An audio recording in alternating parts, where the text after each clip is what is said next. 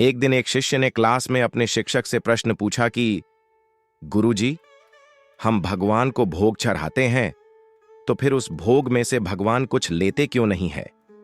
हमारा प्रसाद उतना का उतना ही क्यों होता है? उसमें से कुछ कम क्यों नहीं होता है? गुरुजी ने उस शिष्य को तत्काल कोई जवाब नहीं दिया। उन्होंने उस बच्चे से कहा कि मैं तुम्हें इसका जवाब कुछ समय के बाद देता हूं। उस दिन गुरुजी ने पाठ के अंत में एक श्लोक पढ़ाया। पाठ पूरा करने के बाद गुरुजी ने सभी शिष्यों से कहा कि वे सब पुस्तक में से देखकर श्लोक याद कर ले। करीब 1 घंटे बाद गुरु ने प्रश्न करने वाले शिष्य से पूछा कि उसे श्लोक याद हुआ कि नहीं। उस शिष्य ने पूरा श्लोक शुद्ध शुद्ध गुरु को सुना दिया। फिर भी गुरु ने सिर नहीं में हिलाया। शिष्य ने गुरु से कहा, अगर आप चाहो तो आप पुस्तक देख लो।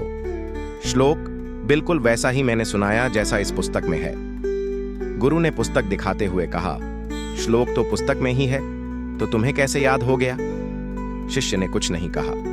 गुरु ने कहा, पुस्तक में जो श्लोक है वह स्थूल रूप में है। तुमने जब श्लोक पढ़ा तो वह सूक्ष्म रूप में तुम्हारे अंदर प्रवेश कर गया। उसी सूक्ष्म रूप में वह तुम्हारे मन में रहता है।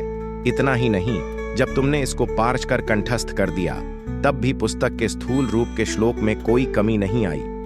इसी प्रकार पूरे विश्व में रहते परमात्मा हमारे द्वारा चढ़ाए गए भोग को सूक्ष्म रूप में ग्रहण करते हैं और इससे स्थूल रूप के वस्तु में कोई कमी नहीं होती है। उसी को हम प्रसाद के रूप में स्वीकार करते हैं। शिष्य को उसके प्रश्न का उत्तर मिल चुका था। शिष्य को तो उसका जवाब मिल गया। क्या आपको भी अपने प्रश्न का जवाब मिल गया? मुझे कमेंट में जरूर बताना।